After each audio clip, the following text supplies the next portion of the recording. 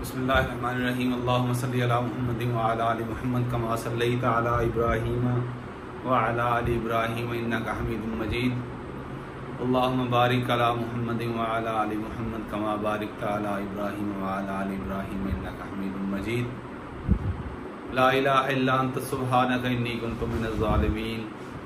Rabbi यस्सिर वला तुअस्सिर व तम्मिम bill खैर रब्बिरहमहुमा कमा रब्बयानी सगीरा। अब्दुर्रऊफ़ जावेद यूट्यूब चैनल की वसादत से तमाम सुनने वालों और देखने वालों को अस्सलाम वालेकुम।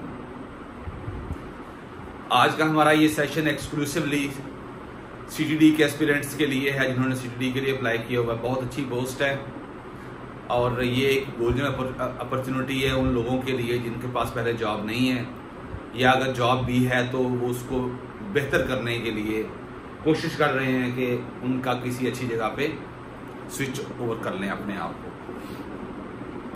तो सीटीडी की ये जॉब के हवाले से मैं अर्ज करता चलूं कि पंजाब पुलिस का एक बहुत बड़ा विंग है जिसका आप हिस्सा बनने जा रहे हैं।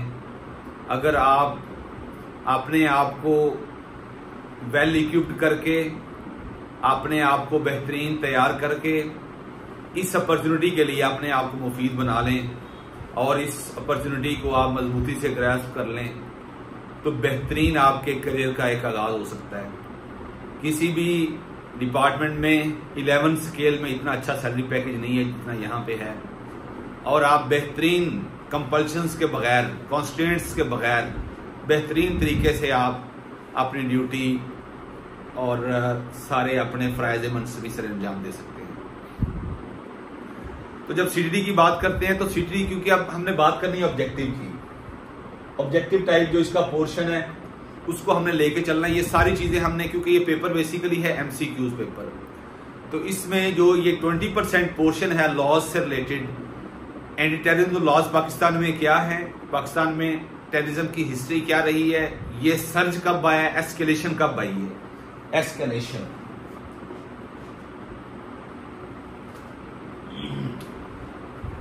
आज 27 है,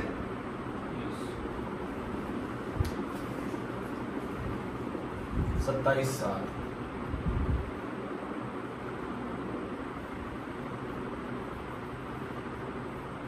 कारपोरल्स, ये मैंने वर्ड यूज किया था एस्केलेशन।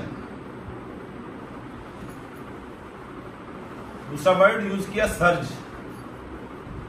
बेसिकली किसी भी चीज के अंदर जब ग्राफ बनता है और वो ग्राफ में हाइप क्रिएट होती है, ग्राफ ऊपर जाता है, राइज होता है, तो उसे एस्केलेशन कहते हैं।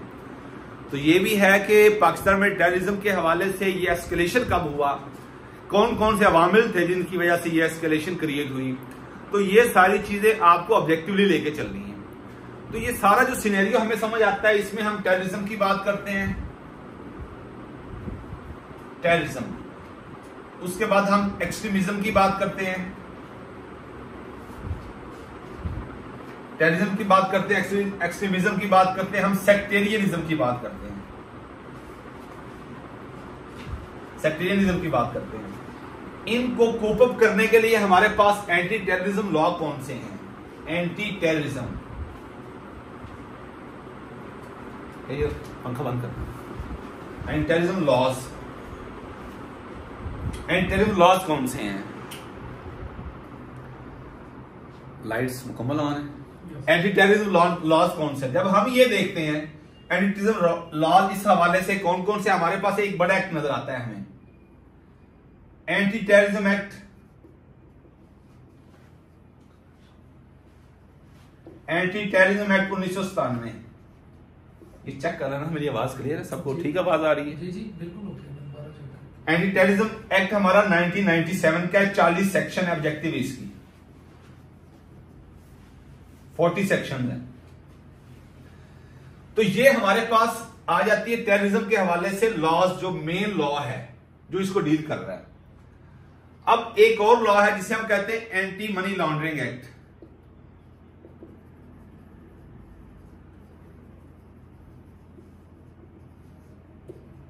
एक्ट 2010। एक ये हमारे पास आ जाता है एंटी मनी लॉन्ड्रिंग, यानी नॉन स्टेट एक्टर्स को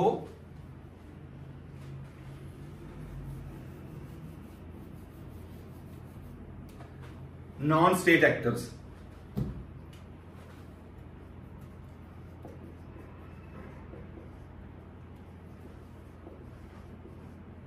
वर्ड है नॉन स्टेट एक्टर्स, उर्दू में कहते हैं गैर रियासती अवामिल।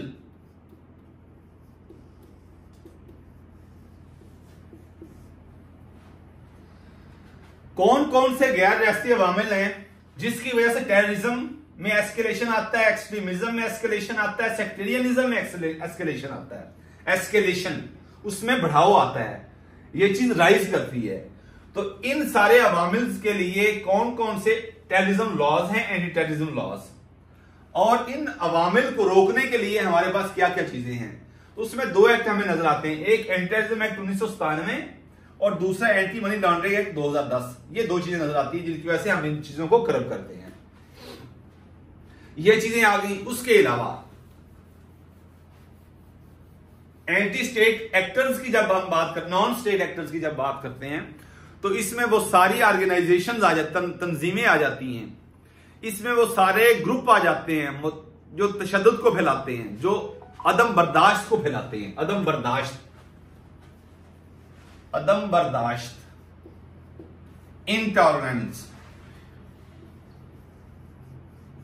इंटॉलरेंस, अदम बर्दाश्त, तशद्दुद को हवा देते हैं, मजहबी मुनाफरत फैलाते हैं, मजहबी मुनाफरत, मजहबी तासुब, सेक्टेरियन, जो ये बंदा करता है सारा उसको हम क्या बोलते हैं, सेक्टेरियन। मजहबी मुनाफरत फैलाने वाले को, अदम बर्दाश्त करने वाले को हम सेक्टेरियन का वर्ड यूज करते हैं। ये बेसिकली सेक्ट से है, फिरका वारियत को हवा देना। फिरका, ये सेक्ट कहते हैं फिरके को, फिरका है। और सेक्टेरियनिज्म, ये है सेक्ट। जब सेक्टेरियनिज्म आ गया तो ऐसा ग्रुप जो इसको हवा देता है, इस चीज को बढ़ावा देता है, उछालता है, उसको हम सेक्टेरियनिस्ट कहते हैं। सेक्टेरियन,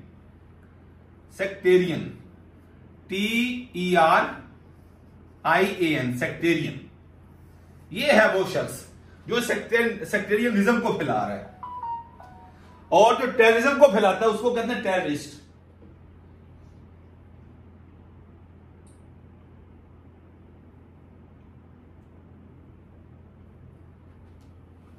उसको हम टेररिस्ट कहते हैं।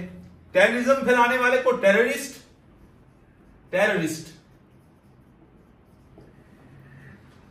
एक्सट्रीमिज्म, जो एक्सट्रीम पे रहता है, एक्सट्रीम, या बिल्कुल पसंद कर लिया किसी चीज को या बिल्कुल रिजेक्ट कर दिया, उसमें म्याना रवि नहीं है।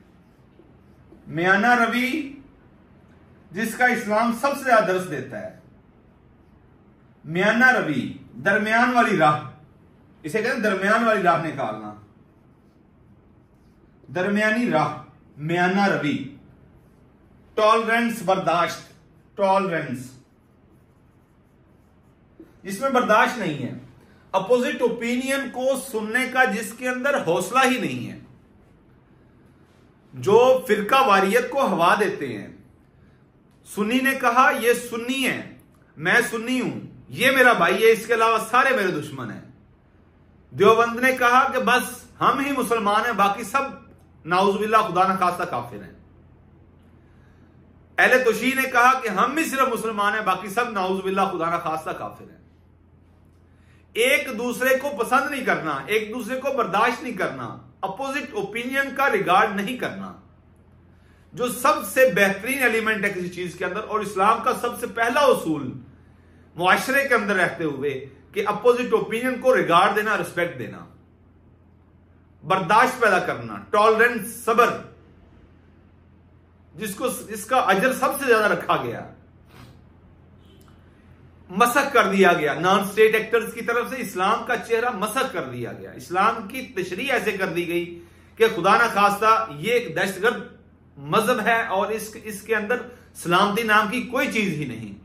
हालांकि इस्लाम सबसे पहले सलामती का दर्ज देता है, अस्सलाम वालेकुम, अजनबी को भी मिले तो अस्सलाम वालेकुम, कि आप पर सलामती हो। लेकिन हमने इस तरह इंटरप्रिटेशन कर दी नॉन स्टेट एक्टर्स ने अपने वेस्टर्न इंटरेस्ट के लिए ऐसी इसकी इंटरप्रिटेशन और वजाहत कर दी कि हम समझते हैं कि बस सिर्फ एक ही ग्रुप जो कहता है अपने आप को, जो भी कोई भी हो, अगर उसके अंदर बर्दाश्त नहीं है, सब्र नहीं है, तहम्मुल नहीं है, बुर्दबारी नहीं है, बर्दाश्त का मादा नहीं है, तो मेरा ख्याल है कि सबसे पहले उसको अपने इस्लाम के बारे में नजरियात को के हवाले से अपना कैथारसिस करना चाहिए, अपना मुहासबा करना चाहिए और अपना एहतसाब करना चाहिए। हालांकि इस्लाम सलामती के अलावा, इस्लाम नाम ही सलामती का है, सलामती के अलावा कोई और चीज इस्लाम नहीं बताता।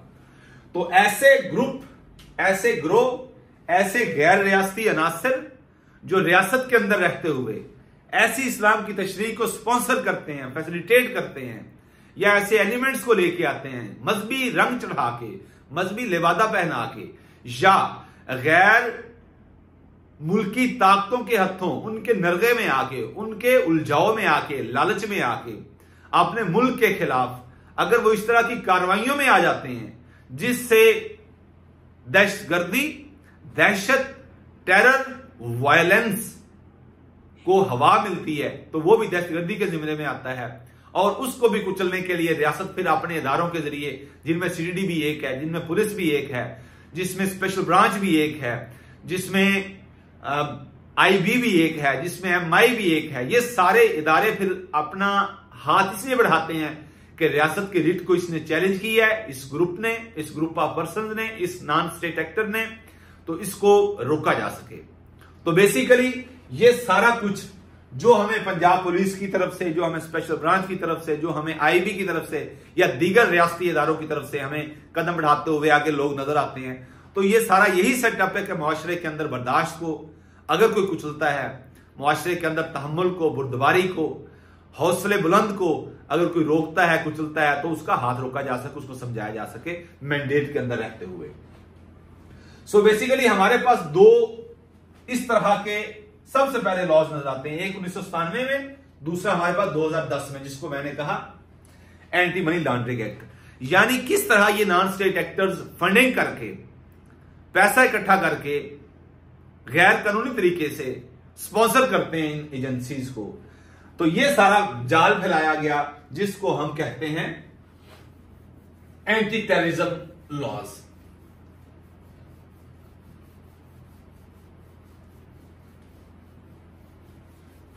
तो इनमें से सीटीडी भी एक है, इनमें से सीटीडी, काउंटर टेररिज्म डिपार्टमेंट, जिसको पहले सीआईडी कहा जाता था, सीआईडी। फिर जब 2010, 11, 12 में दहशतगर्दी का एक सैलाब उमड़ आया, आए रोज बम धमाके, कोई चेक एंड बैलेंस नहीं रहा, रियासती इदारे सबसे ज्यादा निशाना बन रहे हैं, हमारी पाक फौज सबसे ज्यादा निशाना बन रही है, जो रियासत की रिट को जिन्होंने बाहर रखना था वही सबसे ज्यादा निशाना बन रहे थे। तो अल्टीमेटली जब इन्होंने, नॉन स्टेट एक्टर्स ने, दहशतगर्द तंजीमों ने जब पेशावर आर्मी पब्लिक स्कूल के अंदर 2014 में अटैक किया, तो तमाम सियासी, मजहबी और मिलिट्री क़यादत ये एक पेज पे आकर इन्होंने फिर नेशनल एक्शन प्लान दिया।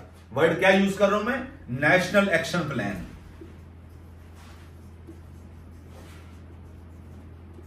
नेशनल एक्शन प्लान दिया। तो इस प्लान ने, जिसको हम नैप कहते हैं, नैप, इसके ऑब्जेक्टिव ये है, इसके कितने पॉइंट्स हैं? 20 पॉइंट्स हैं इसके 20 पॉइंट्स हैं। नैप 20 पॉइंट्स हैं इसके। CTD, CID, national action plan और नेक्टा। नेक्टा जो पहले एनएसीटी है, नेशनल काउंटर टेररिज्म अथॉरिटी, जिसका वजूद तो था, जो एग्जिस्ट तो करता था, लेकिन फाल नहीं था, इफेक्टिव नहीं था। तो फिर इस 2014 के इंसिडेंट के बाद जिसने सारी क्यादत को इकट्ठा कर दिया, सारी क्यादत को, कौन सी क्यादत? ये वर्ड्स और ये टर्मिनोलॉजी आपके माइंड का हिस्सा होनी चाहिए, क्योंकि आपने आगे इंटरव्यू भी देना और टेस्ट के अंदर बैठना है। तो यही चीजें आपसे पूछी जाएंगी।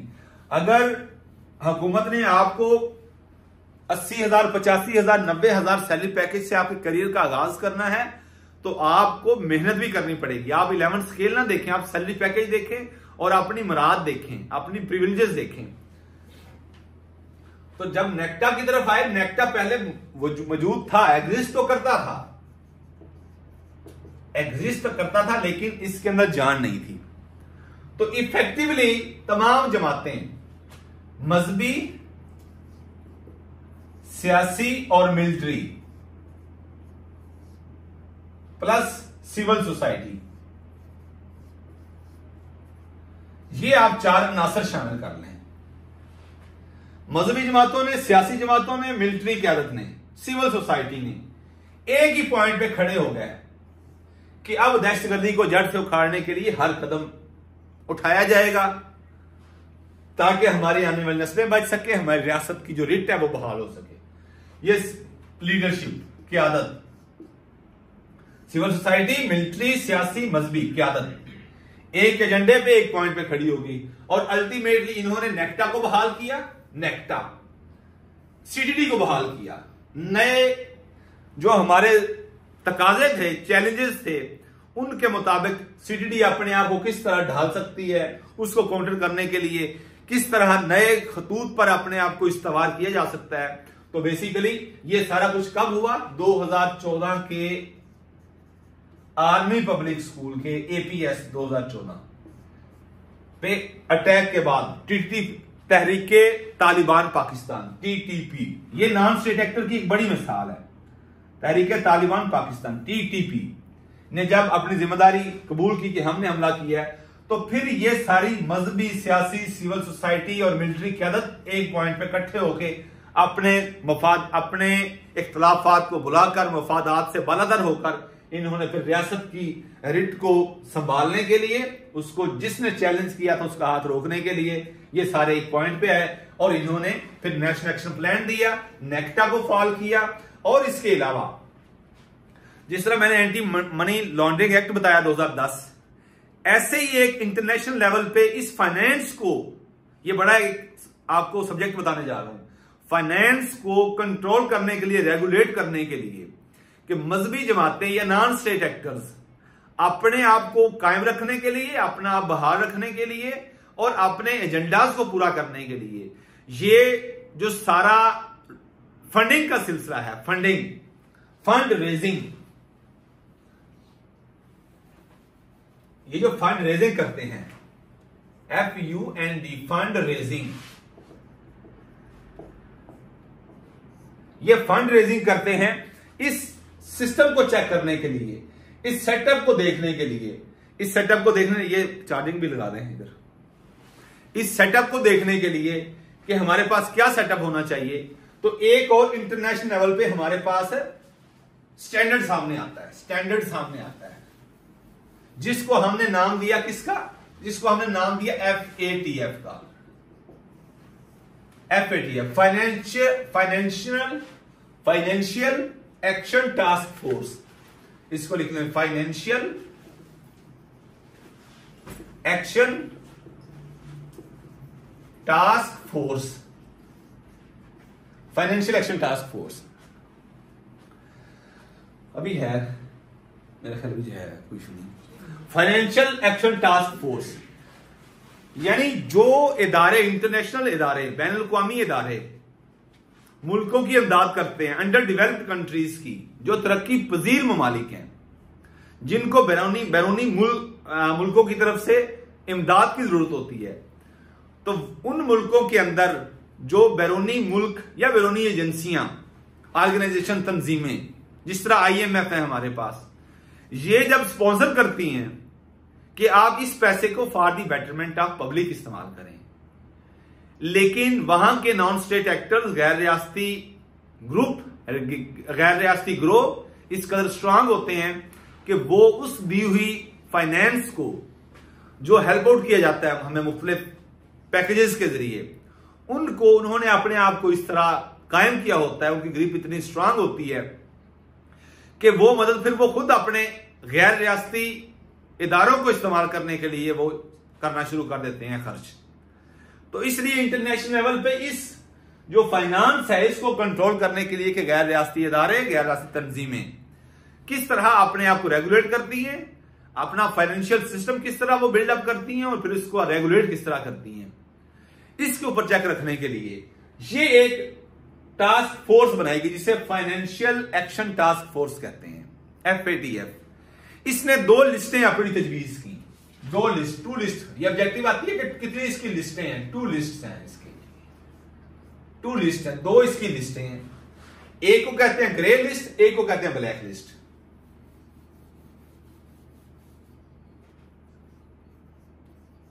ग्रे लिस्ट,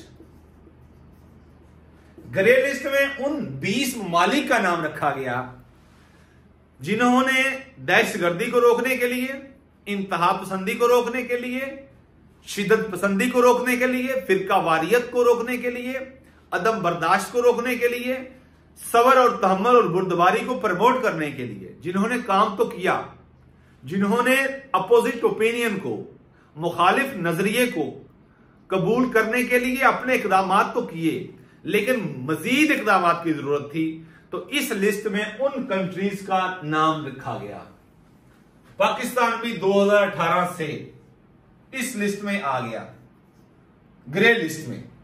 ऐसे दीगर 19 ममालिक और भी थे कि आपने काम तो किया है लेकिन अभी इस काम को और बढ़ाएं, आपने काम तो किया लेकिन इस काम को आप और बढ़ाएं।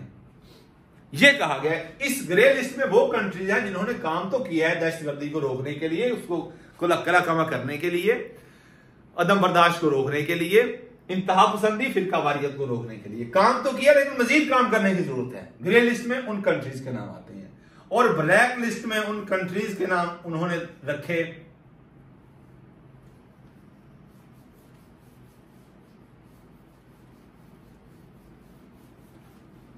Grey list, black list. यानी इन्होंने काम तो किया लेकिन मजीद काम करने की जरूरत है। इन ब्लैक लिस्ट में उन कंट्रीज को रख दिया जिन्होंने काम किया भी नहीं और जो करना भी नहीं चाहते और इस एजेंडे के खिलाफ है, FATF के खिलाफ है, जो दहशतगर्दी को, मजहबी इंतहा पसंदी को, मजहबी मुनाफरत को, दहशतगर्दी को जो हवा देते हैं, बढ़ावा देते हैं और वो इस चीज को अच्छा ही नहीं समझते कि इसको रोका जाए। तो सबसे पहले उन्होंने इस लिस्ट के अंदर वो कंट्री शामिल की और इसमें 2 कंट्री शामिल की। कितने कंट्रीज? 2 कंट्री शामिल की। तो ये है सारा सेटअप जिसके लिए CTD, national action plan, NACTA, ये सारे जो कवानीन है ये बनाए गए हैं। तो अब मैं आपको ऑब्जेक्टिव के तौर पर मैं आपको पॉइंट वाइज लिखवाता जाऊंगा, आपने चीजें नोट करनी है। जहां पे कॉन्सेप्ट क्लैरिटी आएगी मैं आपको बता भी दूंगा, आप नोट करते जाएं, एक एक पॉइंट में नंबर है, नोट करते जाइएगा। सबसे पहले मैंने जो ऑब्जेक्टिव बनाई है कि नेक्टा का मतलब क्या है। नेक्टा, ये ऑब्जेक्टिव का क्वेश्चन है। NACTA, national counter terrorism authority. Question है कि नेक्टा स्टैंड्स फॉर, ये नेक्टा स्टैंड्स फॉर, ये आएगा आपको पेपर में STAND, स्टैंड्स फॉर। तो आपने कहना है कि नेशनल काउंटर टेररिज्म, जितने भी ऑब्जेक्टिव उसमें MCQs आपके पास होंगे मुख्तलिफ है। National anti corruption agency, national anti terrorism council, national crime tracking authority, ये भी आ सकता है, नेशनल क्राइम ट्रैकिंग अथॉरिटी। इस तरह के MCQs आपको देगा। लेकिन जहां पे आपने ये देखा national counter terrorism authority, A for authority, T for terrorism, C for counter और N national counter terrorism authority. सबसे पहला ऑब्जेक्टिव का क्वेश्चन आपका ये है, ये किस चीज का मुखफ़फ़ है? NACTA, national counter terrorism. Counter mean होता है मुकाबला करना, ये आपकी ऑब्जेक्टिव नंबर 1। नंबर 2, नेक्टा कब एस्टेब्लिश किया गया? नेक्टा, ये जो है नेक्टा कब? 2009 में, 2009 में एस्टेब्लिश किया गया। 2 क्वेश्चन होगा। तीसरा question, NACTA operates under which government body in Pakistan? Government of Pakistan की कौन सी बॉडी है जिसके अंदर ये नेक्टा काम करता है? ये नेक्टा वर्क करता है। वर्क वो है मिनिस्ट्री ऑफ इंटीरियर। मिनिस्ट्री वजारत को कहते हैं, वजारत। ऑफ इंटीरियर, साथ याद भी होती जाएंगी इंशाल्लाह चीजें आपको। इंटीरियर, एक होता है पोस्टीरियर, एक होता है एक्सटीरियर, एक होता है इंटीरियर। इंटीरियर मतलब दाखला, अंदर एंट्री होती है ना, तो इन वजारत दाखला के अंदर आपकी कौन सी वजारत है? मिनिस्ट्री ऑफ इंटीरियर के अंडर आपका नेक्टा काम करता है। ये ऑब्जेक्टिव हो गई। नेक्स्ट चलें, what is the main objective of NACTA? ये जो नेक्टा है इसका मेन ऑब्जेक्टिव क्या है?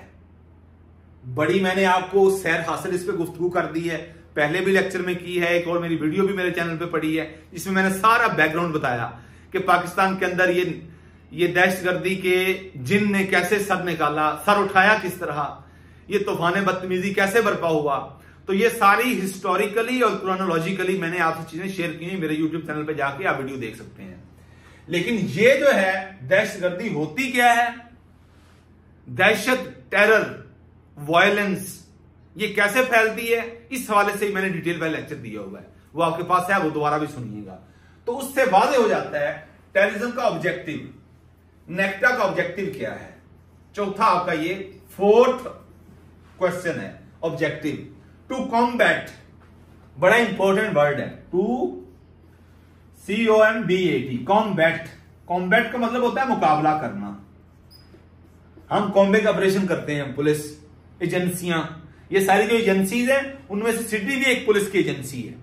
CTD IG एक ही है, inspector general of police doctor Usman Anwar साहब एक ही हैं, जो सारी सिस्टर एजेंसीज, इनके लिए वर्ड यूज करते हैं सिस्टर एजेंसीज, जो उनकी कमांड कर रहे हैं। टू कॉम्बैट टेररिज्म,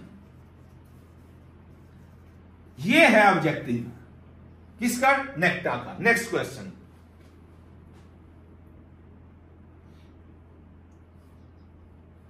कौन सा एक्ट, अगला क्वेश्चन है, कौन सा एक्ट नेक्टा को गवर्न करता है?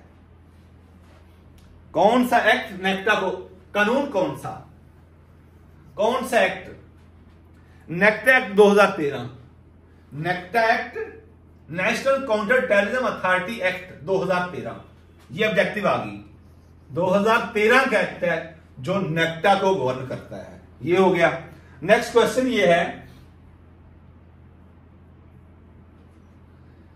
NACTA is responsible for coordinating between which entities? Entities कहते हैं ग्रुप को, ग्रोह को, एक जिसका वजूद हो। मैं एक एंटिटी हूं, आप एक एंटिटी हैं अपने आप में, एक इदारा नेक्टा CTD एक एंटिटी है, ENTITY, एंटिटी।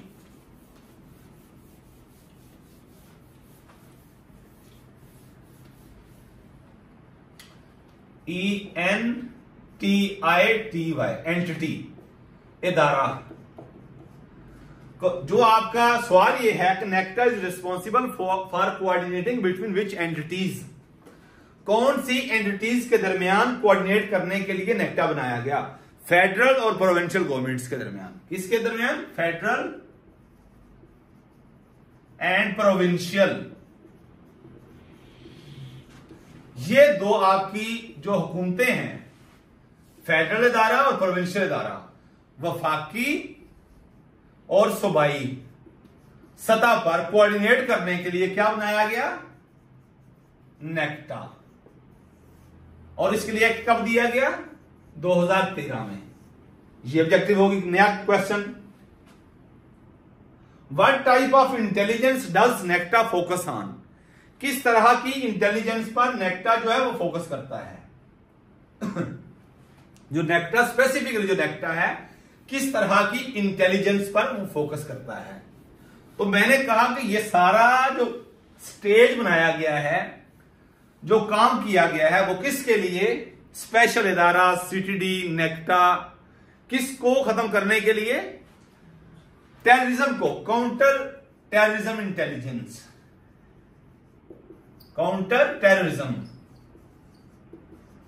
इंटेलिजेंस। ये है हमारा इदारा, किस लिए बनाया गया? ये नेक्टा जो है किस तरह की इंटेलिजेंस करता है? Counter terrorism intelligence. Next question, NACTA was restructured in which year to enhance its effectiveness, कौन से साल में नेक्टा जो है उसको नए खतूत पर इस्तेमाल किया गया? 2013 में। किस साल में? 2013 में जब एक्ट भी आया तो इसको नए खतूत पर सवार किया गया। ये क्वेश्चन हो गया। नेक्स्ट क्वेश्चन है who heads NACTA? Who heads president, prime minister, the chief justice of Pakistan? इसमें हु हेड्स इसका एक नेशनल कोऑर्डिनेटर होता है, नेक्टा का नेशनल कोऑर्डिनेटर होता है, नेशनल कोऑर्डिनेटर होता है जो सूबाई और वफाकी लेवल पे आपस में कोऑर्डिनेट करके काम करता है। और ये मिनिस्ट्री कौन सी है? इंटीरियर। तो जो आपका मिनिस्टर ऑफ इंटीरियर होता है वो इसको हेड कर रहा होता है प्रोविंशियल लेवल पे। और सूबाई लेवल पे कौन काम इसको हेड कर रहा होता है? आईजी। सूबाई लेवल पे, उधर प्रोविंशियल लेवल पे और ओवरऑल मिनिस्टर ऑफ इंटीरियर, वजीर दाखिला। ये हो गया। नेक्स्ट क्वेश्चन, नेक्टा के मैंडेट में क्या है? काउंटर टेररिज्म पॉलिसीज को ये बनाता है। क्या करता है? काउंटर टेररिज्म पॉलिसीज को बनाता है। काउंटर टेररिज्म, टेररिज्म को खत्म करने के लिए। नेक्स्ट क्वेश्चन है कि इसमें क्वेश्चन मैंने बनाया कि which are the following is function of NACTA? Conducting elections, promoting tourism. तीसरा है रेगुलेटिंग ट्रेड। चौथा है कोऑर्डिनेटिंग काउंटर टेररिज्म एफर्ट्स। जो टेररिज्म की एफर्ट्स हैं इनको कोऑर्डिनेट करने के लिए हम क्या करते हैं? नेक्टा को बनाते हैं। अगला क्वेश्चन है NACTA collaborates with which type of organization for its mandate? Education institution, international security agencies. NACTA अपने मैंडेट को इंप्लीमेंट करने के लिए इंटरनेशनल सिक्योरिटी एजेंसीज के साथ कोऑपरेट करके काम करता है। जिस तरह FATF है, एक इंटरनेशनल इदारा है। नेक्टा क्या करता है? International security agencies. पॉइंट ये है कि इंटरनेशनल सिक्योरिटी एजेंसीज के साथ मिलकर काम करता है। इंटरनेशनल सिक्योरिटी एजेंसीज, इनके साथ मिलकर अपने मैंडेट को इंप्लीमेंट करता है। Next question, what is one of the primary tools used by NACTA for preventing terrorism? कि दहशतगर्दी को कंट्रोल करने के लिए सबसे बड़ा टूल क्या है? Public awareness campaign. सबसे बड़ी कौन सा टूल है? Public awareness. लोगों के अंदर अवेयरनेस आए कि आपने एक दूसरे को बर्दाश्त करना है। सोशल मीडिया पे आपने ऐसा कोई कमेंट नहीं करना, ऐसा कोई लाइक नहीं करना, ऐसी कोई चीज शेयर नहीं करनी जिससे मजहबी मुनाफरत फैले, जिसमें नफरत फैले, जिसमें अदम बर्दाश्त नजर आए, जिसमें तहम्मुल ना हो, जिसमें हौसला ना हो, जिसमें बुर्दबारी ना हो, जिसमें रिस्पेक्ट ना हो किसी दूसरे की। सबसे पहले किसी दूसरे को रिस्पेक्ट दें तो आपका डू रिस्पेक्ट हैव रिस्पेक्ट वाला एलिमेंट नजर आए। तो सबसे पहले क्या? पब्लिक अवेयरनेस कैंपेन करनी चाहिए। सबसे बेस्ट पब्लिक के लिए टूल है कैंपेन, CAMPAIGN, कैंपेन। ये हो गया। Next question, NACTA responsibilities include financial transaction related to terrorism. यानी नेक्टा की जो रिस्पॉन्सिबिलिटीज हैं और भी रिस्पॉन्सिबिलिटीज हैं, उनमें सबसे इंपॉर्टेंट जो है, जिसका मैंने बताया आपको, एंटी मनी लॉन्ड्रिंग एक्ट भी है। जिस तरह मैंने बताया कि सारे सिस्टम को देखने के लिए कि ये फाइनेंस किस तरह कर रहे हैं, ये एक मुबहिम सा इसकी रिस्पॉन्सिबिलिटी है। यानी NACTA responsibilities include monitoring financial transactions related to terrorism. Financial transactions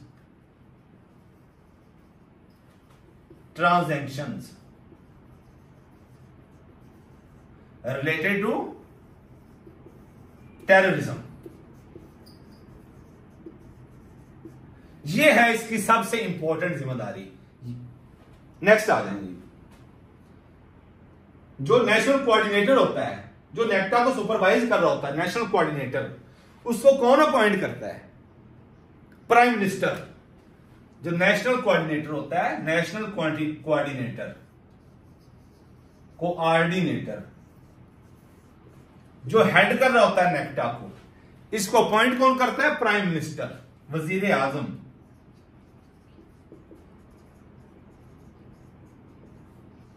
prime minister इसको अपॉइंट करता है। Next question, NACTA role includes the analysis of terrorism trends, military strategies, agriculture outputs, economic policies.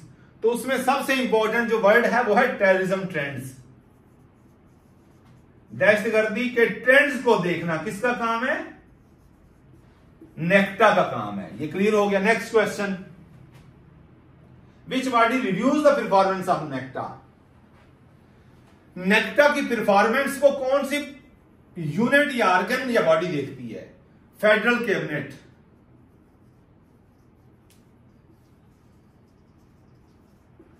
वफाकी सतह पर जो प्राइम मिनिस्टर की टीम होती है, जो उसकी काबीना होती है, वो देखती है। वफाकी काबीना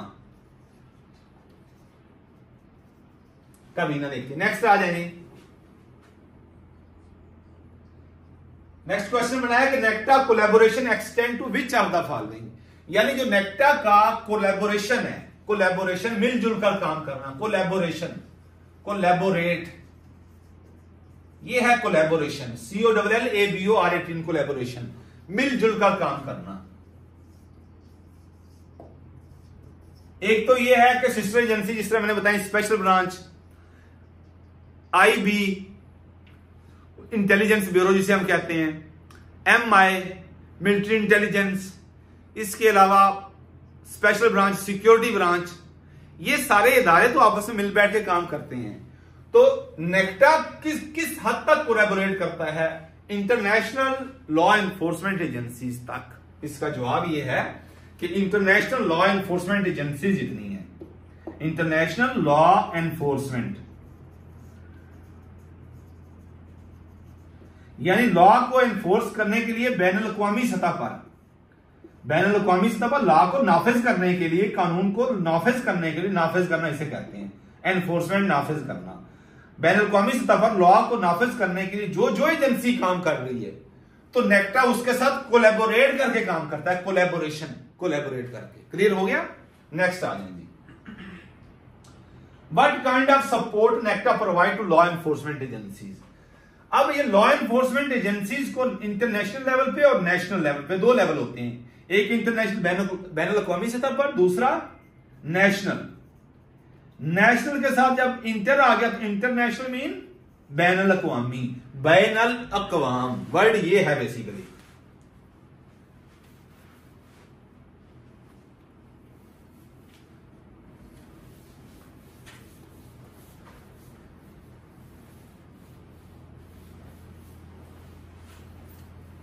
बैनुल-अक़वामी, इंटरनेशनल, इंटरनेशनल, NATIONAL। हर लफ्ज की गहराई तक जाया करें। नेशनल और इंटर माबैन, नेशनल कौम, कौम की जमा अक़वाम, माबैनुल अक़वाम, माबैन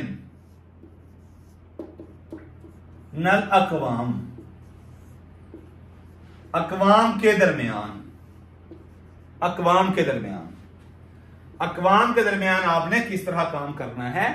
तो ये जो आपका नेक्टा है, ये किस लेवल पे काम करता है? इंटरनेशनल एजेंसीज के साथ काम करता है, मिलकर, कोलैबोरेशन के साथ। इंटेलिजेंस शेयरिंग का काम नेक्टा इंटरनेशनल एजेंसीज के साथ, इंटरनेशनल एजेंसीज के साथ क्या करता है? ये बड़ा कॉन्सेप्ट है एक, इंटेलिजेंस शेयरिंग, इंटेलिजेंस शेयरिंग, ये काम करता है। अब ये इंटेलिजेंस शेयरिंग क्या होती है? मैंने जिस दिन आपको पढ़ाया था कि आप नए खतूत पर, जिस तरह CTD के जरिए, नेक्टा के जरिए, काउंटर टेररिज्म अथॉरिटी के जरिए, नए खतूत पर इस सारे सिस्टम को, सेटअप को जब डाला गया, तो उसका मकसद ये था, सबसे पहले एक ही काम था कि कलेक्शन ऑफ इंफॉर्मेशन, सिर्फ एक लफ्ज मैंने कहा था आपसे। और ये इंटरनेशनल लेवल पे जो एजेंसीज क्या काम करती हैं? सबसे पहले इंटेलिजेंस शेयरिंग करती हैं, यानी जो भी इंफॉर्मेशन उन्होंने कलेक्ट की है कि यहां ये इदारा, ये शख्स, ये ग्रुप, ये तंजीम, ये ग्रोह, ये इस चीज को, दहशतगर्दी को बढ़ावा दे रहा है, तो तो वो इंफॉर्मेशन इकट्ठी करते हैं एजेंसीज के जरिए, अल्टीमेटली वो शेयर कर लेते हैं, वो शेयर करते हैं इंटरनेशनल एजेंसी से। इंटेलिजेंस शेयरिंग वर्ड है, इंटेलिजेंस शेयरिंग। नेक्स्ट क्वेश्चन आ गए, which international entity often collaborates with NACTA for global counter terrorism efforts? UN security council, यानी कौन सी इंटरनेशनल ऐसी एजेंसी है जो नेक्टा के साथ कोऑपरेट करके, कोऑर्डिनेट करके इंटरनेशनल ग्लोबली टेररिज्म को कंट्रोल करने के लिए एफर्ट करती है? ये क्वेश्चन है। कौन सी यूएनओ की सिस्टर एजेंसी या यूएनओ का ऑर्गन है? मैंने बताया हुआ है आपको यूएनओ क्या होता है। यूएनओ के साथ उसका UN, United nation security council, ये है यूएन सिक्योरिटी काउंसिल जो नेक्टा के साथ मिलके इंटरनेशनल लेवल पे इंफॉर्मेशन शेयरिंग करती है, इंटेलिजेंस शेयरिंग करती है, फंडिंग भी करती है और इसके सारे अफेयर्स को मॉनिटर भी करती है। UN security council.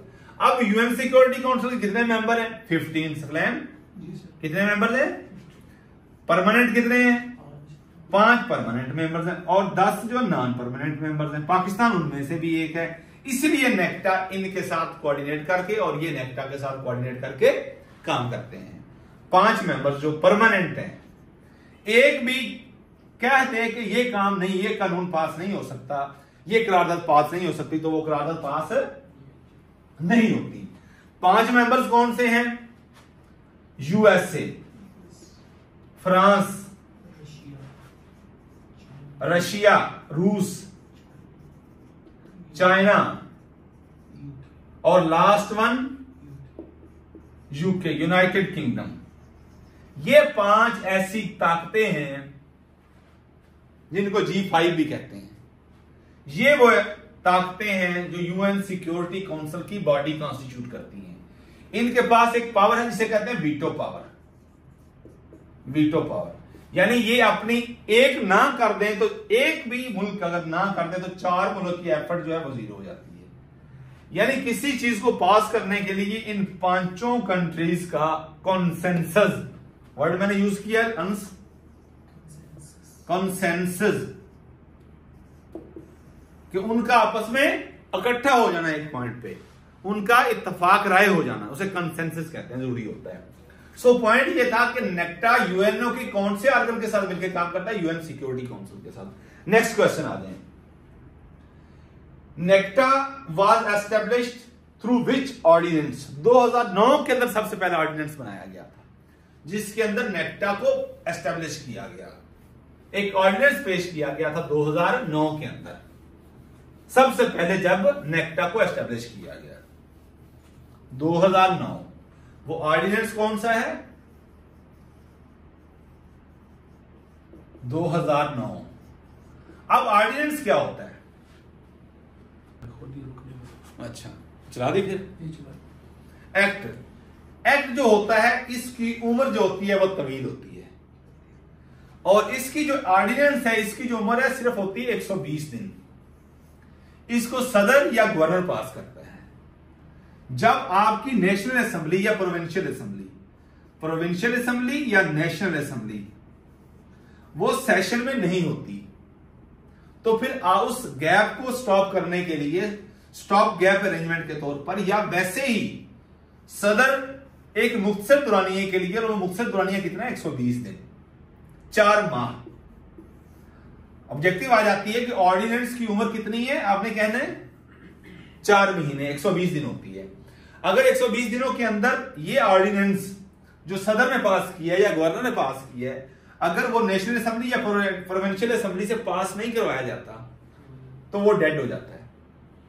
अगर वो पास हो जाता है फिर वो क्या बन जाता है? एक्ट बन जाता है। और बाज़ औक़ात एक एक्ट के जरिए इसकी इस तरह की वो वहां से लेजिस्लेशन हो जाती है, कानून हो जाती है कि वो ताहयात रहता भी है। जिस तरह सबसे पहला एक्ट कौन सा बना नेक्टा को रखने के लिए, बनाने के लिए? ऑर्डिनेंस 2009। नेक्स्ट आ जाइए,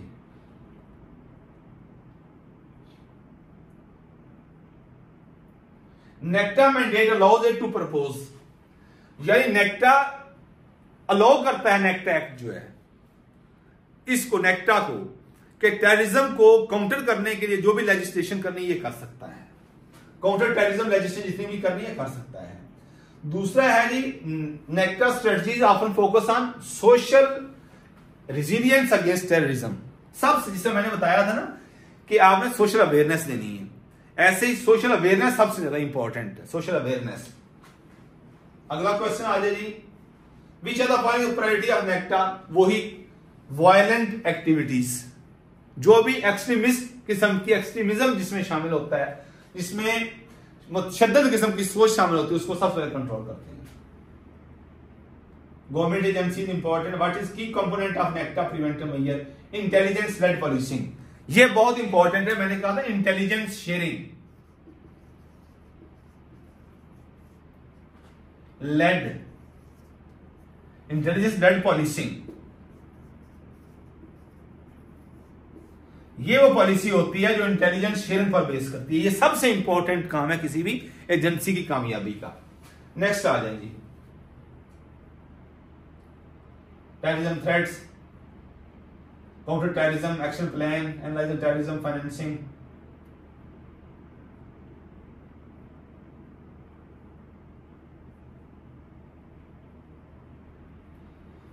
training, law of enforcement, counter terrorism. ये सारी दहशतगर्दी से ये सारे क्वेश्चंस थे जो बनाए हुए थे एक ओवरव्यू के लिए, ये आपके साथ शेयर भी कर लिए जाएंगे।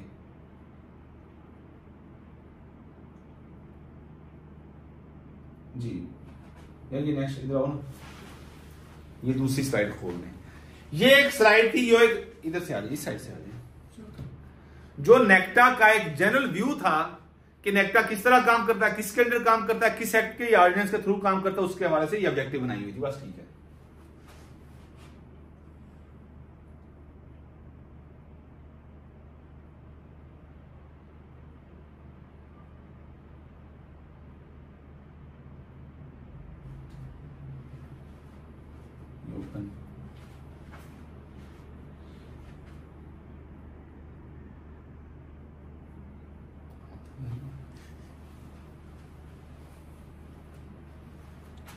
हो गया।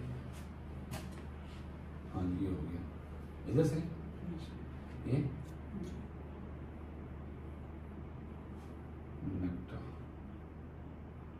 इधर से शुरू। हाँ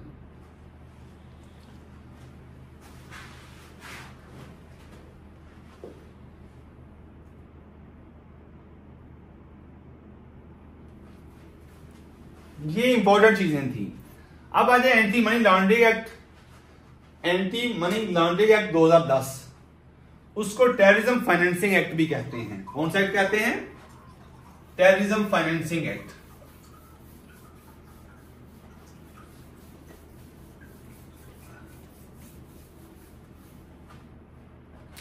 एंटी मनी लॉन्ड्रिंग एक्ट को, ये ऑब्जेक्टिव है एक, एंटी मनी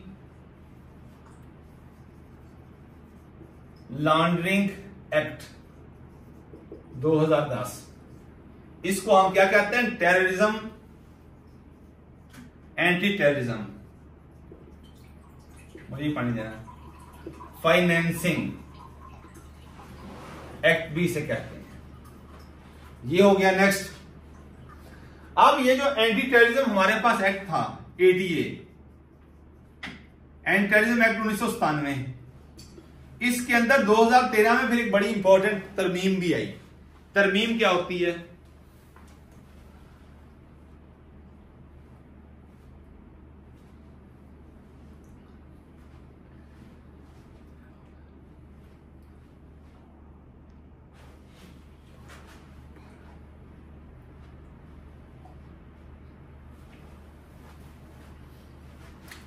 इसमें एक तरमीम की गई 2013 में, तो ये आ जाता है कि जो दहशतगर्दी के हवाले सबसे पहले तरमीम की गई इस एक्ट में कौन से साल में? 2013 में। ये भी एक ऑब्जेक्टिव ध्यान में रखें।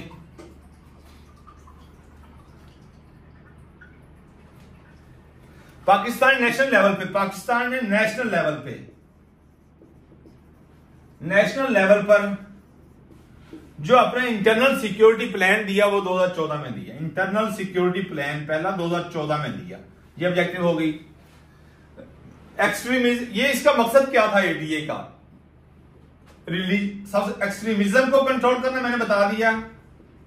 एक्सट्रीमिज्म को, उसमें रिलीजियस एक्सट्रीमिज्म भी आ जाता है। सबसे ज्यादा खतरनाक ये होता है मजहबी इंतहा पसंदी जो होती है, जो मरने मारने पे मजबूर कर देती है इंसान को। उसके बाद इंटॉलरेंस, अदम बर्दाश्त, इंटॉलरेंस, अदम बर्दाश्त।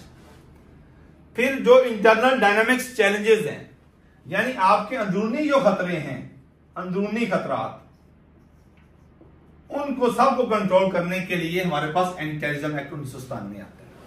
नेक्स्ट आ जाए, एक और भी हमारे पास ऑर्डिनेंस है 2014 का, वो भी दहशतगर्दी को और पाकिस्तान के अंदर अमन की फजा को कायम रखने के लिए वो लेजिस्लेशन कानून साजी की गई थी। उसे कहते हैं प्रोटेक्शन ऑफ पाकिस्तान ऑर्डिनेंस 2014, पोपा, प्रोटेक्शन ऑफ पाकिस्तान ऑर्डिनेंस 2014। ये ऑब्जेक्टिव आ जाती है किस साल पे? इसे कहते हैं पोपा। पोपा ये भी बेसिकली दहशतगर्दी को जड़ से उखाड़ने के लिए और पाकिस्तानी मुआशरे के अंदर अगर ये अंसर सर उठाते हैं तो कुचलने के लिए ये भी एक्ट दिया गया। ये ऑब्जेक्टिव आपको याद होनी चाहिए।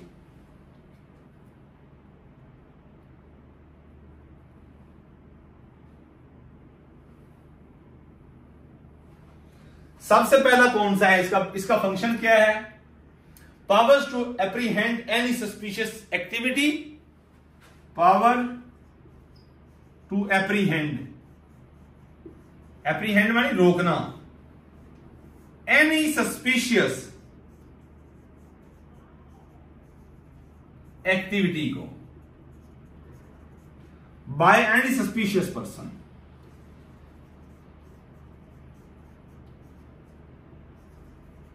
पर्सन, ये बनाया गया पोपा इसलिए ताकि किसी भी किस्म की मशकूक एक्टिविटी उसको रोका जा सके। दिसंबर 2016 में जब ये अटैक होता है उसके बाद फिर फैसला किया था कहां से ये ज्यादा जो चीजें हैं ये सामने आ रही हैं। तो हमारी जो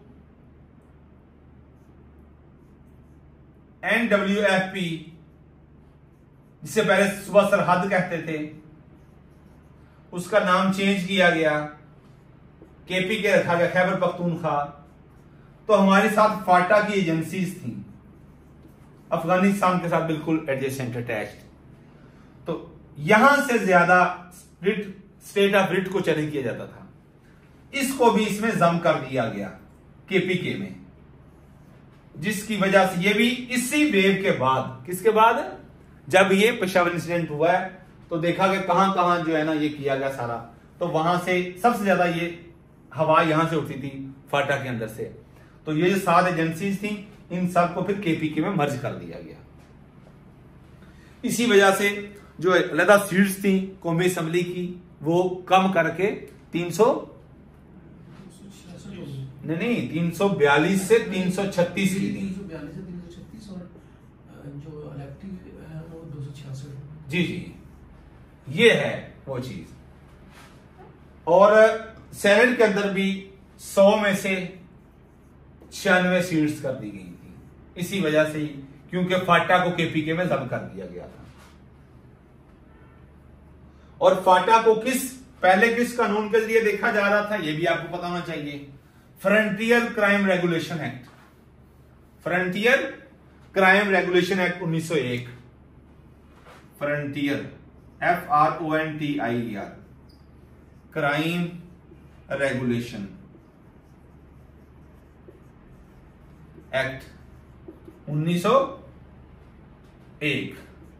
इसके तहत हम किसको देख रहे थे? फाटा को देख रहे थे। ये एक्ट आपकी ऑब्जेक्टिव है। किस साल का एक्ट था? फाटा आपका आईनी हदूद में नहीं था। सारी दहशतगर्दी यहां से कंट्रोल हो रही थी फाटा से। इस वजह से इस खित्ते को, ताकि इसके ऊपर रिट की जो स्टेट की जो रिट है वो स्ट्रांग हो सके, वो साउंड हो सके, केपी के हुकूमत यानी केपी के अंदर इसको जम कर दिया गया। ग्रे लिस्ट सबसे पहले कब बनाई गई? 2012 के अंदर। ग्रे लिस्ट 2012 के अंदर ग्रे लिस्ट। मैंने बताया कि इसमें उन कंट्रीज का जिक्र है जिन्होंने काम किया है दहशतगर्दी कंट्रोल करने के लिए, लेकिन पूरा नहीं किया और काम करने की जरूरत है। ये 3 इसके पॉइंट बनते हैं। काम किया है, पूरा नहीं किया और काम करने की जरूरत है। ग्रे लिस्ट में उन लोगों को शामिल किया गया, लोगों से मुराद उन कंट्रीज को शामिल किया गया। और ब्लैक लिस्ट में उन कंट्रीज को जिन्होंने काम किया ही नहीं और जो इस काम को बुरा समझते हैं और जो इसके अगेंस्ट हैं, यानी जो दहशतगर्दी को हवा देते हैं। 2015 में एक व्हाइट लिस्ट भी तैयार की गई थी। व्हाइट लिस्ट 2015 ऑब्जेक्टिव याद रख रहे हैं। 2015, 2012 ग्रे लिस्ट। उसके अलावा नेशनल सिक्योरिटी पॉलिसीज को एड्रेस किया गया सबसे पहले 2018 में। नेशनल इंटरनेशनल सिक्योरिटी पॉलिसीज 2018 में इसको एड्रेस किया गया। इंटरनेशनल सिक्योरिटी पॉलिसीज को सामने रखते हुए नेशनल सिक्योरिटी पॉलिसी को 2018 में रिविजिट किया गया, रिव्यू लिया गया उसका। रिविजिट का वर्ड मैं यूज करता हूं। ये हो गया।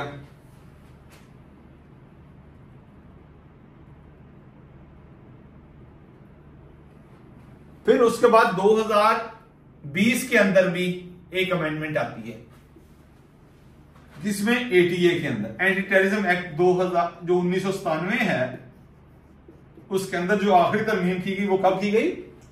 2020 के अंदर। आगे मैं जब 20 पॉइंट्स आपको बताऊंगा तो आपको पता चल जाएगा कि कब कब अमेंडमेंट्स हुई तो वो किससे मुताल्लिका थी। Violence against person.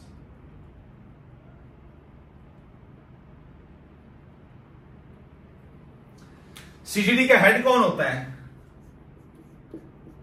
Additional IG. Additional IG, ठीक है जी। और इससे पहले सीसीडी से पहले कौन सी चीज मौजूद थी? ये आसान सीआईडी थी। और ये कब बरतानिया ने बनाई थी? 1902 में बनाई थी। ये 1902 में सीआईडी बनाई गई थी। सीआईडी किस कानून के तहत काम करती थी? 1937 का सीआईडी मैनुअल। ऑब्जेक्टिव ये साल याद रखते जाएं। 1937 का सीआईडी मैनुअल। सीआईडी मैनुअल, इसके तहत ये काम करती थी।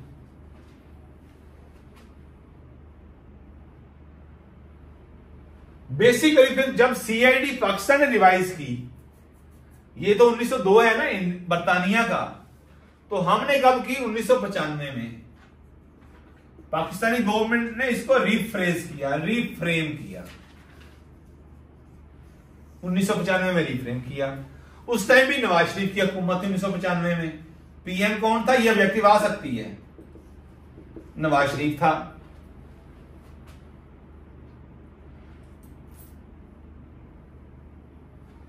और 2010 में जब इस सारे सिनेरियो को देखा गया, इस तरह मैंने कहा 1995 के अंदर, और फिर 2010 में, उस टाइम में चौधरी निसार अली खान वजीर दाखिला था।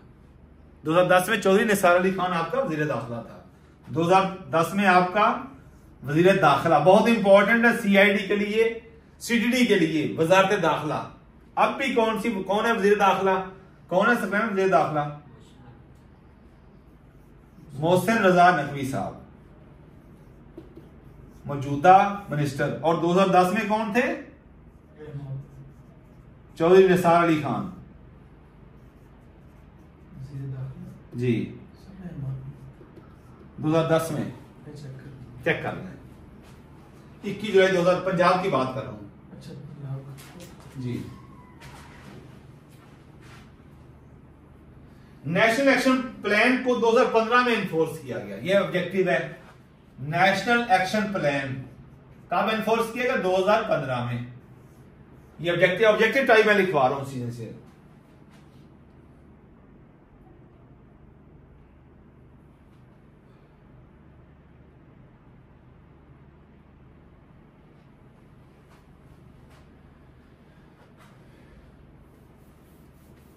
इसके अलावा सीटीडी की अपनी एक फोर्स भी है, काउंटर टेररिज्म फोर्स कहते हैं, CTF। किस चीज का एब्रीविएशन है? CTF, ये ऑब्जेक्टिव आ जाती है CTF। इसको कहते हैं काउंटर टेररिज्म फोर्स। ये इसका विंग है, किसका? सीटीडी का, अस्करी विंग जिसे कहते हैं। ये सेक्टेरियन एक्टिविटीज को मॉनिटर भी करती है,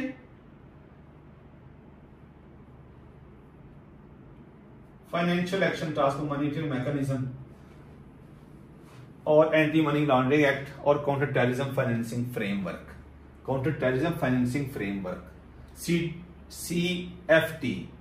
CFT भी है, ये CTA काउंटर टेररिज्म फोर्स याद रख लें बस।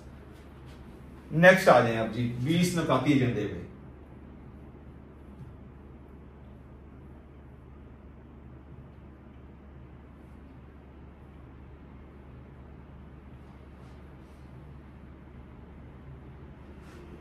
पहला क्वेश्चन है कि which act primarily governs anti terrorism laws in Pakistan?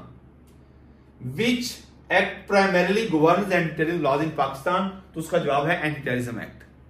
Anti terrorism वो कौन से साल का है? 1997 का। एंटी टेररिज्म एक्ट आपका कौन सा है? 1997 का act, 1997। How many sections it has? It has 40 sections. 40 section है इसके। दफात जिसे कहते हैं, दफात,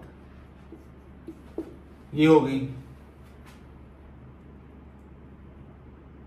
primary objective of anti terrorism act क्या है? ये एंटी टेररिज्म एक्ट का primary objective combat terrorism and sectarian violence. मैंने आपको पहले ही बताया कॉम्बैट, ये वर्ड सारे आएंगे, आपकी मेमोरी का हिस्सा होने चाहिए। Combat terrorism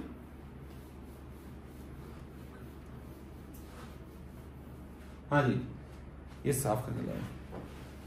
combat terrorism and sectarian violence. Combat COMBAT, combat terrorism and sectarian violence. ये है जी आपका सवाल का जवाब कि what is the primary objective of anti terrorism act 1997। उसका जवाब ये है combat terrorism and sectarian violence. Next आ जाए, which Pakistani body is responsible for implement anti terrorism laws? CTD बनाती है अपने सारे लॉज, ये हो गया। What does CTD stand for? Counter terrorism department, ये हो गया।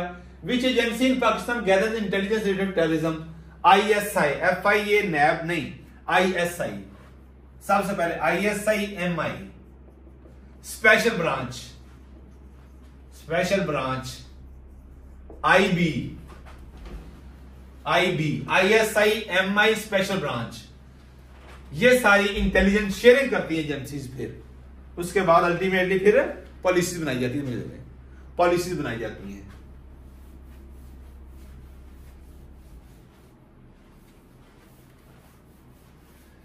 ये ऑब्जेक्टिव है, हर लाइन की एक ऑब्जेक्टिव बन रही है।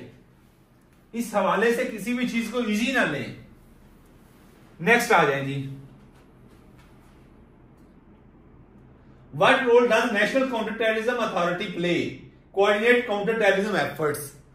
कि जितने भी टेररिज्म को कंट्रोल करने के लिए एफर्ट्स की जाती है उनके दरमियान कोऑर्डिनेट पैदा किया जाता है, जिन एजेंसीज के दरमियान, जो मैंने आपको भी लिखवाई है। नेक्स्ट आ जाए जी, व्हेन वाज नेक्टा एस्टेब्लिश्ड? 2009 में। बहुत बड़ी इंपॉर्टेंट ऑब्जेक्टिव है और आम सी ऑब्जेक्टिव बन गई है। 2009 में नेक्टा जो एस्टेब्लिश किया गया। नेक्स्ट है, what is the main function of anti terrorism act? जो टेररिस्ट सस्पेक्ट हैं उनको पकड़ने के लिए, अप्रीहेंड करने के लिए ये सारा कुछ बनाया गया है। आगे है जी, which law allows for the detention of suspect without trial for up to 90 days?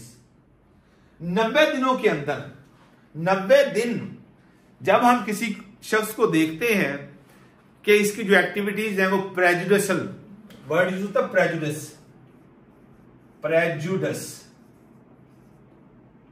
Prejudice, DIC, prejudice, मुखालिफ, अगेंस्ट, किसी शख्स की पॉलिसीज जो हैं प्रेजुडिस किसके हैं?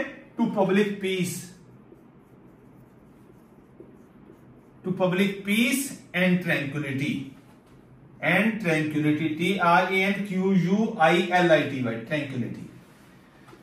किसी शख्स की, किसी इदारे की या किसी तंजीम की अगर activities are prejudice to public peace और ट्रैंक्विलिटी, इसे कहते हैं अमन नक्स, इसे कहते हैं अमने आमा, अमने आमा के खिलाफ हैं, तो फिर उसको हम 90 दिन के लिए बंद करवा सकते हैं। डिस्ट्रिक्ट पुलिस ऑफिसर की तरफ से एक रिकमेंडेशन जाती है डिस्ट्रिक्ट डीसी को, डीपीओ की तरफ से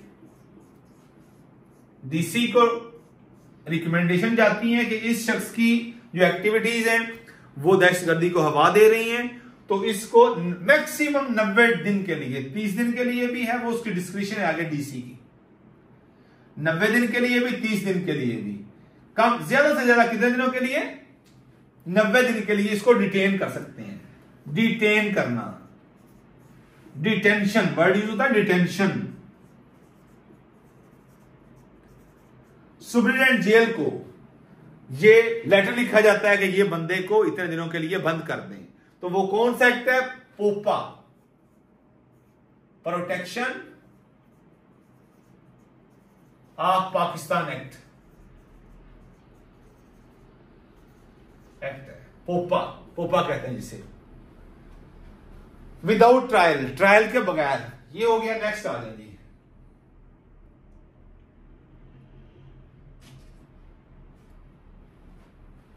ये 2014 के अंदर ये एनफोर्स किया गया था पोपा, पोपा।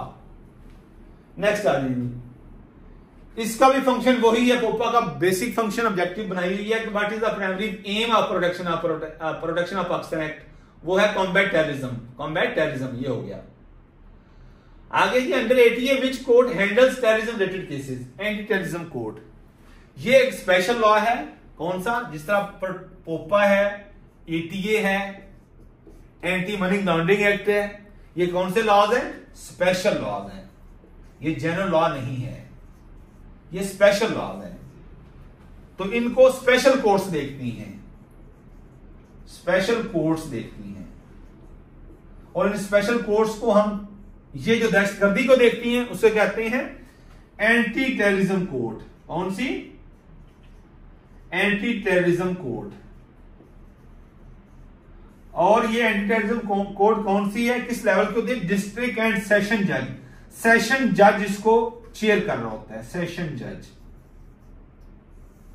सेशन जज इसको चेयर कर रहा होता है। ये स्पेशल कोर्ट्स हैं। और एटीए के अंडर मैक्सिमम पेनल्टी कितनी है? डेथ पेनल्टी, सजाए मौत। एटीए की मैक्सिमम पेनल्टी कितनी है? डेथ पेनल्टी बोलते हैं उसे। नेक्स्ट आ जाएगी,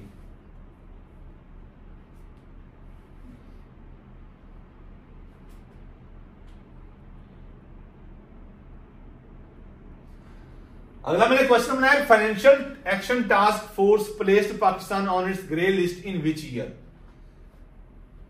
पाकिस्तान को फाइनेंशियल एक्शन टास्क फोर्स ने किस साल ग्रे लिस्ट में रखा?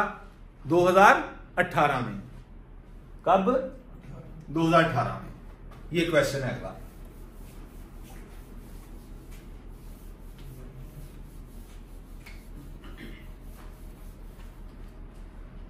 दो 2018 में सबसे पहले ग्रे लिस्ट में।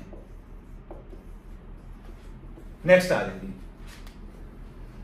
विच Pakistani law targets money laundering act, terrorism financing मैंने आपको बता दिया, एंटी मनी लॉन्ड्रिंग एक्ट 2010 है। नेक्स्ट आ जाए जी, which Pakistani province has a direct counter terrorism department, Punjab में। सबसे ज्यादा फाल किस में है? पंजाब में है, बल्कि तमाम सूबों के अंदर फाल कर दिया गया है। इसका जवाब अगर तमाम सूबे आ जाए तो ऑल ऑफ द प्रोविंसेस आएगा जवाब, ऑल ऑफ द प्रोविंसेस, तमाम सूबों के अंदर बहाल कर दिया गया इसको। नेक्स्ट आ जाएंगे, what is one of the measures under the national action plan for counter terrorism, reforming religious मदारिस। यह बहुत इंपॉर्टेंट है कि जब नेशनल एक्शन प्लान दिया गया तो सबसे पहले किस चीज को रिफॉर्म किया गया? Religious reforming, religious word use करते हैं सेमिनरीज,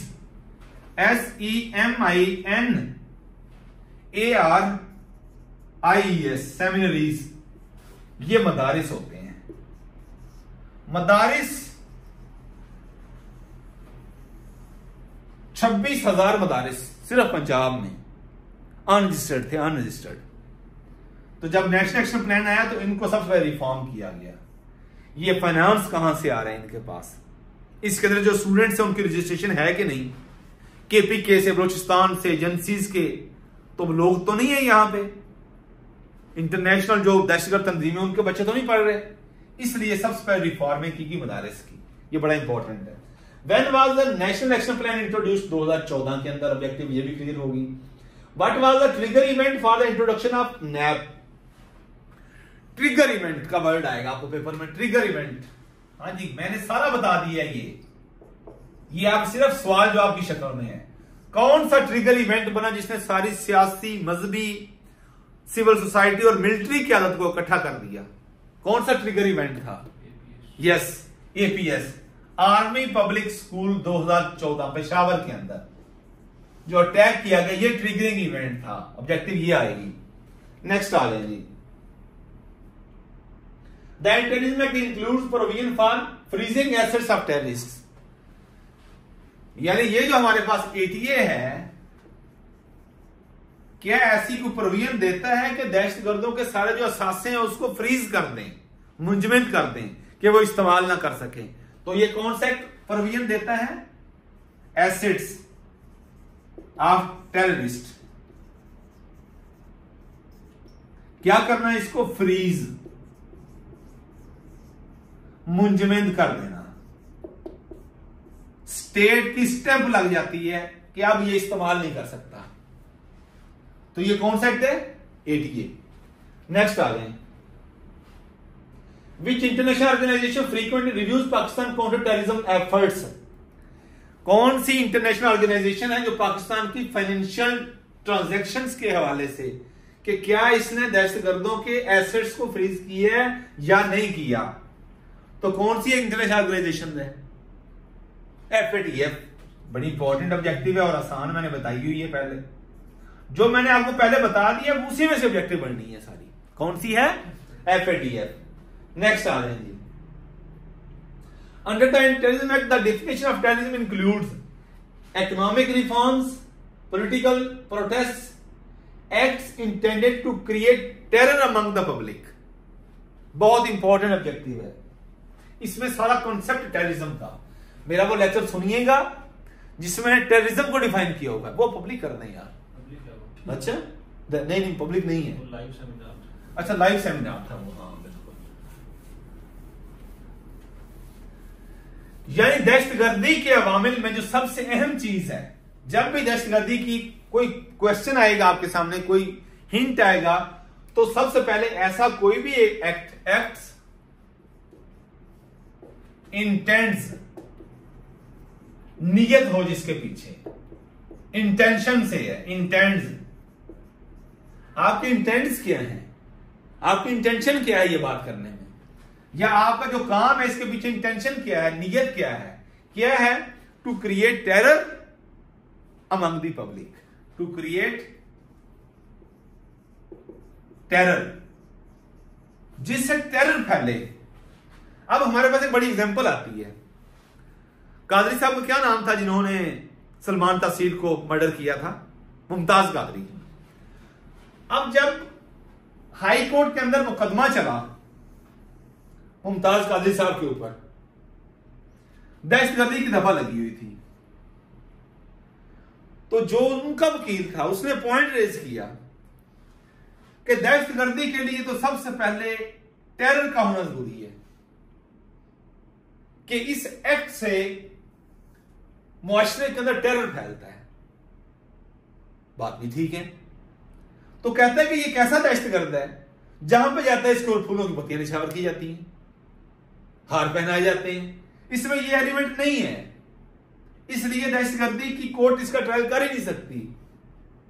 तो फिर सुप्रीम कोर्ट में केस गया। फिर आसफ सईद खोसा साहब, जो justice chief justice Naseem Hasan Shah के दामाद है, मैंने बताया भी हुआ है, ऑब्जेक्टिव आ जाती है, उन्होंने फिर आसफ सईद खोसा साहब ने डिटेल जजमेंट दी कि दहशतगर्दी क्या होती है, वो पढ़ने से ताल्लुक रखती है। तो सबसे पहले जो एलिमेंट है वो उसके अंदर क्या आएगा, टेरर, खौफ। ये है सबसे पहले इस चीज का शामिल होना टेररिज्म के अंदर। Which Pakistan law focuses on cyber terrorism. एक है साइबर टेररिज्म, अब वर्ड यूज होता है साइबर टेररिज्म। कैसा पॉइंट बताया मैंने आपको, है ना, कैसी दहशतगर्दी है ये कि जहां भी जाए तो पत्तियां में शावर पड़े। अच्छा जी, नेक्स्ट अब आ जाए जी cyber terrorism.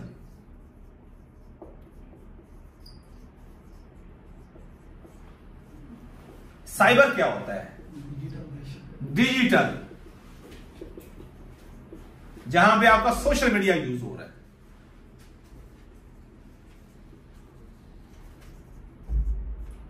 Social media use हो रहा है, जहां पे सोशल मीडिया में क्या है, फेसबुक, ट्विटर, इंस्टाग्राम, व्हाट्सएप। कोई भी ऐसा मैसेज, कोई भी ऐसी शेयरिंग, कोई भी ऐसा लाइक जिससे सेक्टेरियन टेरर को हवा फैले, सेक्टेरियनिज्म को हवा फैले, दहशतगर्दी को हवा फैले, मजहबी मुनाफरत जिससे फूटे, तो वो किस में आएगा, साइबर टेररिज्म में आएगा। इसीलिए जब ये अभी मुहर्रम के दिन थे, 8, 9, 10, 7, 8, 6, 5, 4 मुहर्रम के दौरान सारी एजेंसीज ने, including Punjab police security agency, उन्होंने भी सोशल मीडिया बहुत ज्यादा मॉनिटरिंग की कि कोई ऐसी शेयर ना करे कोई पोस्ट किसी व्हाट्सएप ग्रुप में, ट्विटर पे, फेसबुक पे, व्हाट्सएप पे, इंस्टाग्राम पे, जिससे टेरर फैले। अहले तुशी कहें कि हमारे खिलाफ है ये, अहले सुन्नत कहें कि अहले तुशी ने इस तरह का है, सिवा साहबा वगैरह अदरवाइज जो भी जमाते हैं जिनको हमने बैन भी किया हुआ वगैरह वगैरह, वो सारे वो इस चीज के मुर्तकिब ना हो। तो साइबर टेररिज्म किस, prevention of electronic crime, prevention of, ये भी लिख लें, प्रिवेंशन ऑफ इलेक्ट्रॉनिक क्राइम, पीका कहते हैं, एक्ट 2016। ये है जो इसको मॉनिटर करता है साइबर टेररिज्म को। अब 2024 में अमेंडमेंट की गई है इसमें। पहले था कि एफआईए इसको सिर्फ देखेगी, एफआईए सोशल मीडिया पे इसने शेयर किया तो एफआईए पंजाब पुलिस नहीं देखेगी। अब 2024 में यानी ये देख रही है कि अब तो ये डिजिटल टेररिज्म है, ये तो बढ़ता जा रहा है, एफआईए के पास भेजते हैं तो टाइम्स उसमें इशू आ जाता है। तो 2024 के अंदर इसके अंदर prevention of electronic crime act के अंदर तरमीम की गई। तो अब पंजाब पुलिस भी अगर देखती है कि सोशल मीडिया के ऊपर फलां शख्स या फलां ग्रुप या फलां ऑर्गेनाइजेशन इस तरह की पोस्ट शेयर कर रही है जिससे मजहबी मुनाफरत फैलती है, अदम बर्दाश्त फैलता है, जिससे किसी के मजहबी जज्बात की क्या होती है, तौहीन होती है, या मजहबी जज्बात को ठेस पहुंचती है, तो पंजाब पुलिस भी एफआईआर दे सकती है, तफ्तीश कर सकती है। अब पंजाब पुलिस के पास भी ये मैंडेट आ गया। तो इसलिए खुदारा सोशल मीडिया पर ऐसी कोई भी एक्टिविटी करने से पहले 1000 बार अपना, अपने वालिदैन का, अपने बच्चों का और अपनी इज्जत का ख्याल रखें। यह prevention of electronic crime act मैंने आपको 2016 बता दिया, डिजिटल जो देखता है इसको। नेक्स्ट आ जाए 2016 नेक्टा किसके अंडर काम करता है मैंने बता दिया, मिनिस्ट्री ऑफ इंटीरियर के अंदर काम करता है। Which are the following component of NAP, counter terrorism and extremism, NAP का ये है एजेंडा। स्पीडी ट्रायल भी है इसका। जब जुडिशरी को देखते हैं तो सबसे पहले जुडिशरी का जो रोल आता है वो होता है कि स्पीडी ट्रायल। स्पीडी ट्रायल एक बहुत important nap national action plan का पॉइंट है। इसके अंदर यह कहा गया था कि आप जल्द अज जल्द ये जो दहशतगर्दी के केसेस हैं इनका फैसला करें। तो स्पीडी ट्रायल मिलिट्री कोर्ट्स भी इसलिए बनाई गई, इसी की वो भी नेशनल एक्शन प्लान का पॉइंट है, वो मैं अभी आपको दिखाता हूं। मिलिट्री कोर्ट्स क्यों बनाई गई फौजी अदालतें, कि स्पीडी ट्रायल हो सके। स्पीडी ट्रायल का वर्ड नहीं भूलना आपने, स्पीडी ट्रायल। नेक्स्ट आ जाएंगे,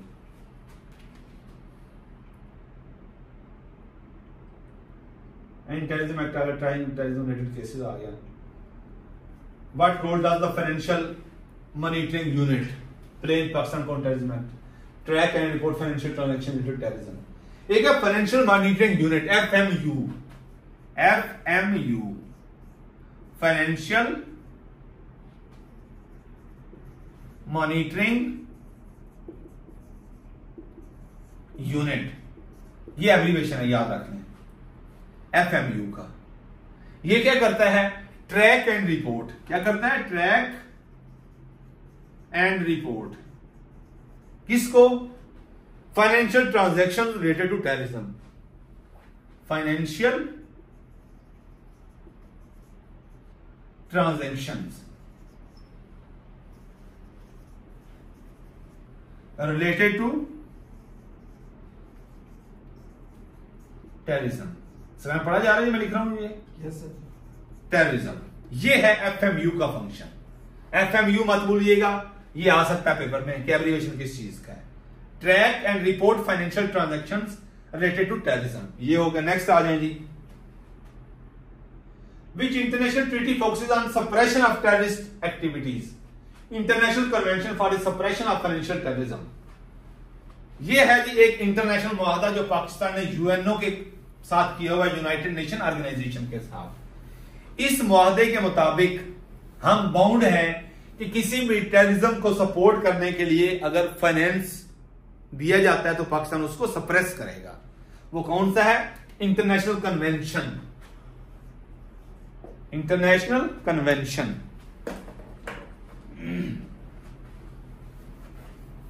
international convention for the suppression, international convention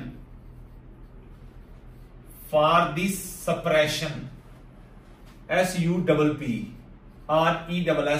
for the suppression, किस चीज का सप्रेशन करिए, for the suppression of financing of terrorism, financing of terrorism. ये है जी इंटरनेशनल ट्रीटी, इसको क्या कहते हैं, ट्रीटी, इंटरनेशनल, TREATY, दूसरा पेंसिल चेक करें जरा, इंटरनेशनल ट्रीटी। ये है, सही नजर आ रहा है, इंटरनेशनल ट्रीटी क्या होती है, मुआहदा, किसके साथ, UNO के साथ हमने किया हुआ, यूनाइटेड नेशन ऑर्गेनाइजेशन। ये क्या है, ये वो तंजीम है जो इसके मेंबर्स हैं, जिसने इसे साइन किया हुआ है, इस मुआहदे को, इस ट्रीटी को साइन किया हुआ है, वो मुल्क पाबंद है अगर उस मुल्क के अंदर टेररिज्म को फाइनेंस करने के लिए किसी चीज की ट्रांजैक्शंस हो रही हैं। तो यहां पे हमने इस कन्वेंशन के ऊपर साइन किए हुए हैं। कन्वेंशन एक अजलास जो हुआ उसमें जो चीज तय हुई उसके ऊपर साइन किए पाकिस्तान ने, ये नहीं भूलना। International convention for the suppression, रोकने के लिए, सप्रेशन, सप्रेस, रोकना, दबाना, ऑफ फाइनेंसिंग ऑफ टेररिज्म। ये हो गया।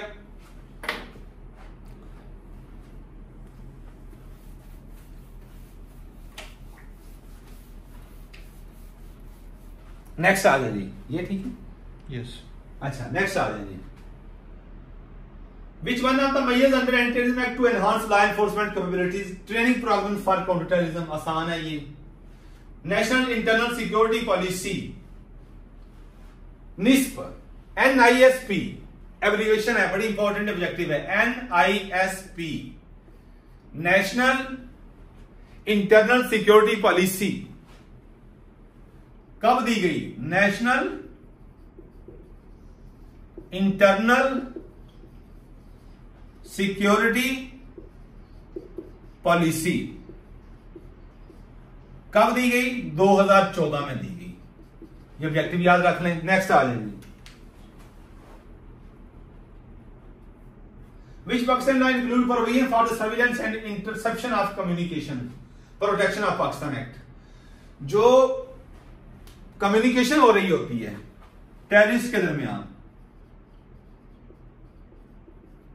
के दरमियान कम्युनिकेशन,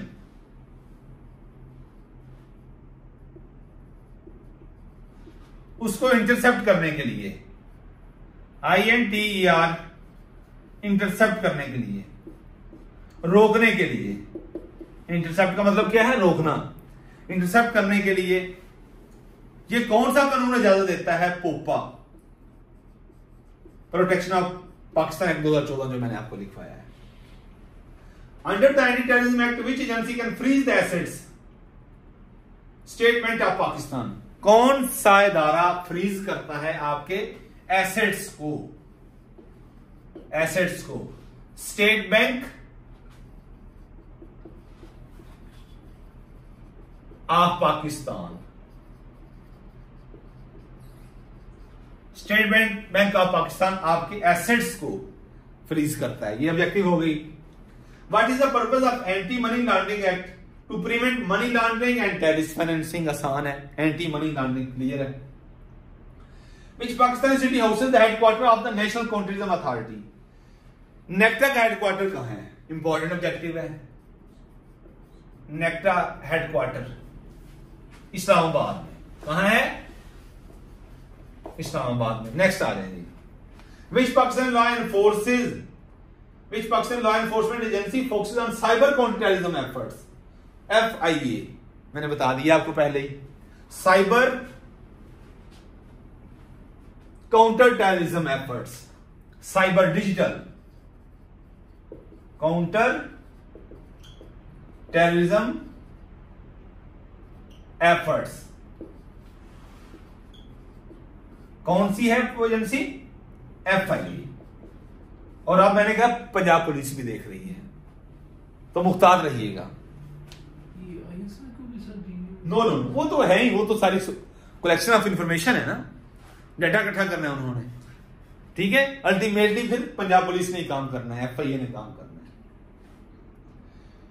नेक्स्ट आ जाए जी, the protection of Pakistan act allows for detention of suspects without trial.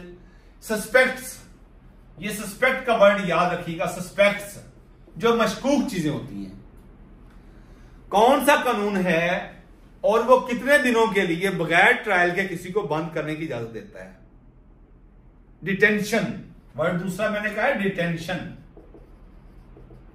Detention, किसी को बंद कर, डिटेन करना। डिटेन करने में 30 दिन के लिए, 60 दिन के लिए जेल में रहेगा ये। DPO की रिक्वेस्ट पे, DPO साहब की रिकमेंडेशन पे DC साहब जो है जेल के स्टूडेंट को लिखते हैं, ये बंदा आपके पास भेज रहे हैं, इसकी जो एक्टिविटीज हैं वो prejudice and to the public peace and tranquillity, मैंने वर्ड यूज किया पहले, इसलिए इसको पोपा के अंडर, किसके अंडर है? पोपा, प्रोटेक्शन ऑफ पाकिस्तान 2014, इसके अंडर इसको 90 दिन के लिए बंद कर दें। मैंने एक ऑब्जेक्टिव ये बनी आपकी जी कोई FIR नहीं चाहिए, इसके लिए कोई ट्रायल नहीं चाहिए। पोपा कौन सा कानून है? POPA, protection of Pakistan act 2014। Suspect को डिटेन किया जा सकता है up to 90 days, up to 90 days. ये ऑब्जेक्टिव होगी। यानी सवाल था, protection of Pakistan act allows for detention of suspects without trial for up to 90 days. ये हो गया। Which Pakistani organization focuses on intelligence related to counter terrorism? ISI बता दिया था पहले। दूसरा है सवाल आसान सा, financial action task force monitors global efforts in counter terrorism financing. Financing का वर्ड यहां पे आएगा तो FATF का नाम साथ आएगा। नेक्स्ट आ रही, which Pakistan law provides for the speedy trial of terrorism cases? Anti terrorism act, speedy trial anti terrorism act. Next आ रहे, Which Pakistani city is known for significant counter terrorism operation? सबसे ज्यादा काउंटर टेररिज्म ऑपरेशन कहां किए गए? कराची के अंदर, कराची के अंदर, याद रखिएगा। What is next question है, what is the role of Pakistan Rangers in counter terrorism conducting anti terrorism operation? जहां पे भी हमने एंटी टेररिज्म ऑपरेशन करने होते हैं तो हम रेंज जहां पे हमें पता होता है कि अब यहां पे रेजिस्टेंस सुपारी मुझे भी दीजिएगा, रेजिस्टेंस हो सकती है, मजाहमत हो सकती है, तो हम रेंजर्स को भी तलब कर लेते हैं। तो सवाल ये बना कि पाकिस्तान रेंजर्स क्या करती हैं? कंडक्टिंग एंड टेररिज्म ऑपरेशंस के दौरान, जब हमने एंटी टेररिज्म ऑपरेशन करना होता है तो उस दौरान ये हमें सपोर्ट करती हैं रेंजर्स।